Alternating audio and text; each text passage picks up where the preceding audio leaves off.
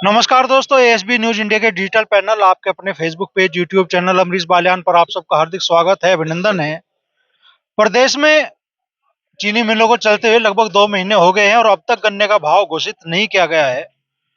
इस मुद्दे को लेकर पिछले 4 दिन से भारतीय किसान यूनियन अराजनीतिक का धरना प्रदर्शन जिला कचहरी में डीएम कार्यालय के समक्ष जारी है और आज इस धरने को अपना समर्थन देने के लिए पहुंचे हैं गठौला खाप के चौधरी और भाकियू अराजनीतिक के संरक्षक बाबा राजेंद्र सिंह जी। तो बाबा जी, 4 दिन किसानों को बैठे हुए हो गए, समस्या का समाधान अभी तो होता दिख नहीं रहा। देखिए, सबसे पहले तो मैं यही कहूंगा, यहाँ का प्रशासन हो या सरकार हो, अगर इन किसानों की अनदेखी करेगी तो उसके लिए परिणाम गंभीर होंगे। अगर सरकार ने जो वादा किया था अपने वादे पे खरी नहीं उतरती तो मैं सबके सामने हमारे भाई बैठे जो भी यहां से ऐलान करेंगे वो सबका निर्णय होगा। बहुत से लोग जो है मतलब ये कहते हैं ये राजनीतिक है।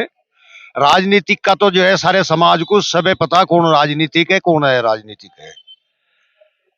जो भी यहां से निर्णय होगा वो पूरे जोर शोर से जो है दल बल से पूरा काम करा जाएगा। रहा सरकार की, सरकार को पता कि लखनऊ के अंदर 1 लाख की भीड़ जुड़ी थी, वो 1 लाख की भीड़ यहां भी जुड़ सकती है।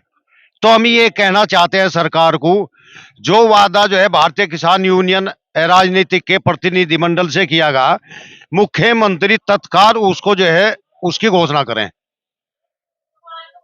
सितंबर में आप लोगों की मुख्यमंत्री से मुलाकात हुई, मुख्यमंत्री जी ने वादा किया आप लोगों से कि भाई चीनी मिलें चलने से पहले भाव घोषित कर दिया जाएगा। आज सरकार अपने वादे से झूठी साबित हो रही है क्या? सरकार अपने वादे से झूठी साबित हुई है, वो अपने वादे से फिसल रही। पर पता नहीं सरकार क्या चाह रही क्या नहीं चाह रही, लेकिन भारतीय किसान यूनियन राजनीतिक जो है अपने हक की लड़ाई लड़ेगा। और हर किसान कोई भी किसान, हम किसी भी किसान को किसी भी तरीके से परेशान नहीं होने देंगे।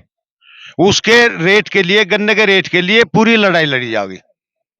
अभी इस मंच से कहा गया कि भाई जिले के कोई विपक्ष के विधायक, सत्ता के सांसद यहाँ नहीं आए और कहा गया कि भाई उनके बिना ही अब ये लड़ाई आगे बढ़ाई जाएगी। तो जो विपक्ष के विधायक हैं, यहाँ के क्षेत्रीय सांसद हैं, उन लोगों से किस बात की नाराजगी आपकी?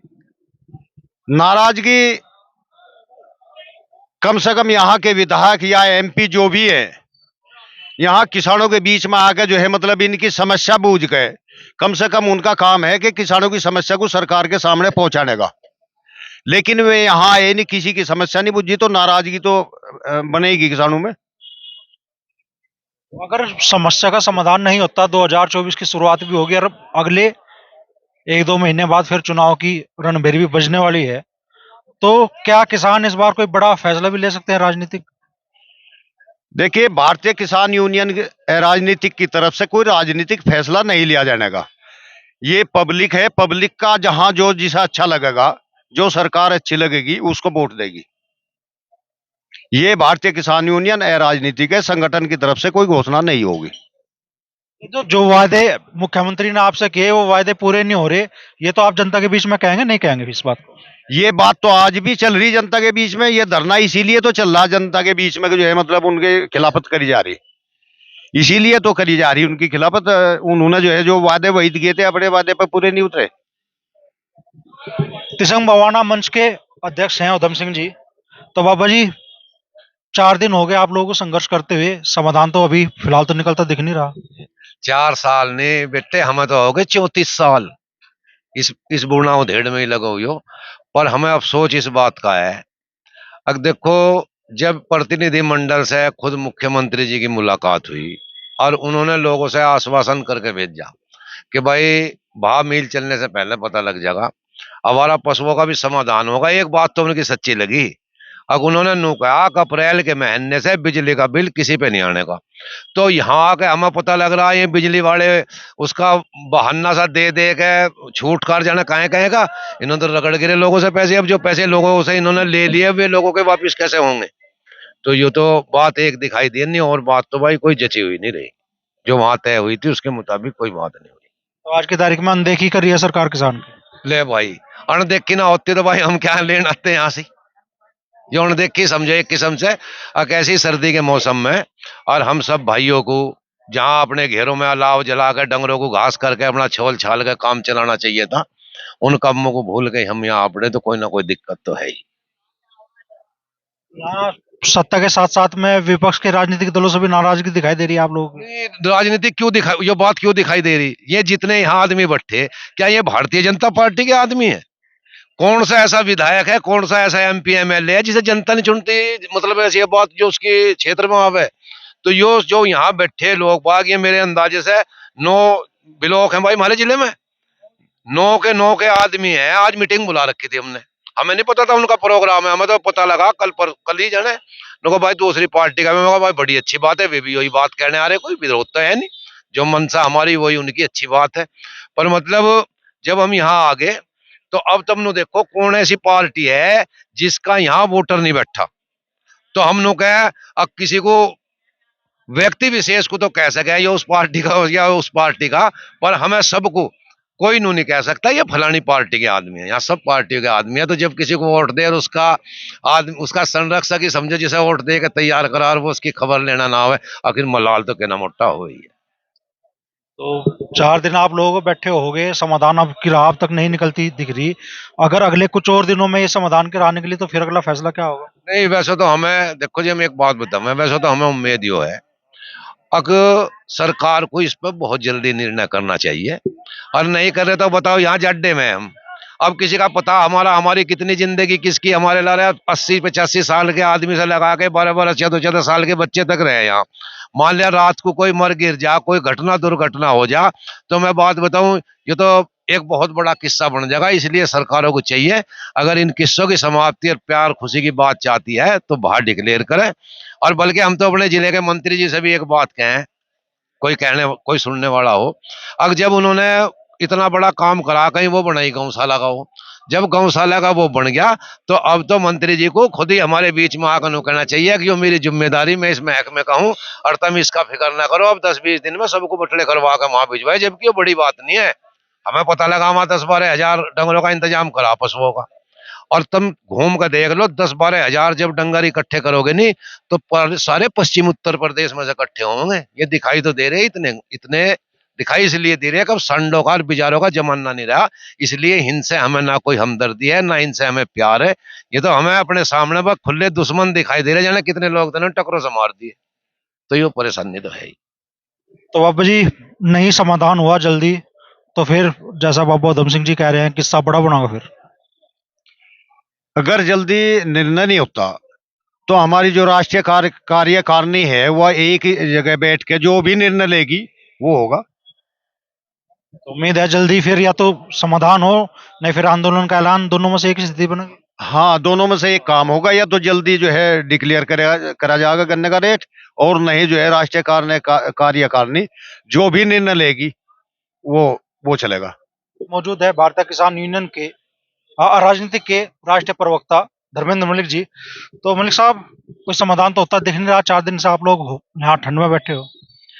देखिए सबसे पहले मैं एसबी न्यूज के सभी दर्शकों का धन्यवाद करता हूं और उनसे उम्मीद करता हूं कि जो आपके पोर्टल के माध्यम से निष्पक्ष आवाज है उसको मजबूत करने के लिए आप इनको लाइक और सब्सक्राइब करते रहें।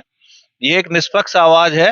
दूसरा मैं ये कहना चाहूंगा कि अभी धरने के 4 दिन हुए हैं। हाँ ये जरूर है कि गन्ने के इतिहास में कभी भी इतने विलंब से गन्ना मूल्य घोषित नहीं किया गया, लेकिन ये कचहरी इस आंदोलन की मुजफ्फरनगर आंदोलन की धरती है और ये साक्षी है कि यहाँ पे 40-40 दिन भी आंदोलन चले हैं। हमारा काम था प्रदेश में गन्ने के मुद्दे को हवा देना। 2 तारीख में हमने प्रदर्शन की घोषणा की तो आज तमाम पक्ष और विपक्ष के लोग और इवन यहाँ के सांसद हैं जो संजीव बालियान जी, उन्होंने भी ये कहा है कि भाई गन्ने के भाव से खुश कर देंगे। तो हमारा तो ये भी एक उद्देश्य था कि गन्ने का जो भाव है उसका मुद्दा जो है थोड़ा सा हाईलाइट हो, क्योंकि तमाम किसान संगठन है, किसान संगठनों की बाढ़ आई हुई है, पूरा विपक्ष किसान हितैषी है, लेकिन गन्ने के भाव पे कोई नहीं बोल रहा था। तो हम तो एक छोटे से संगठन है, छोटे से लोग हैं, हमारा तो जो उद्देश्य था कि गन्ने के भाव की बात लखनऊ तक पहुंचे, हमारा वो प्रयास सफल रहा और हम तब तक इसको जारी रखेंगे जब तक जो है गन्ने का भाव तय नहीं होता। दूसरा ये है कि प्रशासन इसको गंभीरता से ले और शासन में बात करे। ये मुजफ्फरनगर है, मुजफ्फरनगर में पूरे देश के आंदोलन का, पूरे प्रदेश का भी मामला मुजफ्फरनगर से तय हुआ है। हम यहाँ पे हमारे इसके चेयरमैन साहब आए हुए हैं, सहारनपुर से जगपाल सिंह आए हुए हैं, हम इनसे भी सलाह करेंगे और अगर 1-2 दिन में समाधान नहीं होता तो हो सकता है कि पश्चिमी उत्तर प्रदेश के सभी जनपदों के लोग यहाँ पे आए और एक बड़ा धरना यहाँ पे हो। अच्छा, मुख्यमंत्री से बड़ा भरोसा कौन दिला सकता था आपको? सितंबर में आप लोगों की मुलाकात हुई, इतना लंबा समय चला गया, 5 महीने लगभग बीत गए और अब तक गन्ने का भाव घोषित नहीं हुआ। देखिए, मुख्यमंत्री जी ने आश्वस्त किया था और हमें 1-1.5 महीना आश्वासन ये रहा कि जल्द ही सरकार जो है रेट तय करेगी और अधिकारियों से बीच में बात होती रही। 3-4 ऐसी तारीखें आई जिसमें गन्ना मूल्य तय होना था, लेकिन हालांकि क्या है क्या नहीं ये समझ नहीं सकते, लेकिन बार बार उस प्रोसेस को आगे बढ़ाया गया। गन्ना मूल्य भुगतान में प्राथमिकता रही और कुछ ग्रुप से भुगतान भी करवाया गया, लेकिन मैं आपको ये कहना चाहता हूं कि गन्ना मूल्य भुगतान से किसान संतुष्ट नहीं है और इस आंदोलन का असर इतना है कि आज देवबंद चीनी मिल पे किसानों ने हड़ताल की। आम किसान थे, 8-10 जगह के लोग इकट्ठा हुए और 2 घंटे वहां पे शुगर फैक्ट्री भी बंद रही। तो पूरे प्रदेश में है। देखिए, उत्तर प्रदेश में जो 355 का भाव है वो सबसे कम है, पंजाब में 391 है, हरियाणा में 375 रुपए है। तो इस बार जो है पिछले 10 साल में सबसे महंगाई के उच्च स्तर पर चीनी है। 42 रुपए किलो चीनी बिक रही है, 1300 रुपए क्विंटल सिरे का भाव है, 300 रुपए क्विंटल खोई बिक रही है और 50 रुपए क्विंटल मैली बिक रही है। और खोई से जो बिजली बनती है और जो सिरे से शराब बनती है उसका कोई हिसाब नहीं है। इथेनॉल के 7 रुपए रेट बढ़े हैं। तो कोल्हू क्रेशर पे किसानों को जो है 405 और 410 का भाव है और उत्तर प्रदेश सरकार का भाव 355 का है। तो ये प्राइस वार की जंग है और अगर उत्तर प्रदेश सरकार जो भी मूल्य तय करेगी कोल्हू क्रेशर में हमें उससे 20-25 रुपए ज्यादा ही मिलेंगे, तो हमारा पर डे का नुकसान है। अगर आज 400 रुपए या 450 रुपए रेट तय करती है सरकार, तो उसके बाद हमें कम से कम 500 रुपए मिलेंगे। 400 रुपए तय करेंगे तो 425 रुपए मिलेंगे, क्योंकि इस बार जो है गुड़ भी उच्चतम स्तर पर है, 4500 रुपए किलो वो कुंटल बिक रहा है। तो गन्ने का जो लाभ है पिछले लंबे समय से किसानों को इसलिए भाव नहीं दिया गया कि कहते थे कि भाई चीनी के रेट नहीं बढ़ रहे हैं, लेकिन इस बार तो चीनी के रेट एकदम आप देखिए 32 रुपए से 31 रुपए भारत सरकार ने तय कर रखे हैं और आज 42 रुपए का रेट है, यानी कि 11 रुपए बढ़े हैं। तो बहुत मोटा मुनाफा है शुगर कंपनियों को।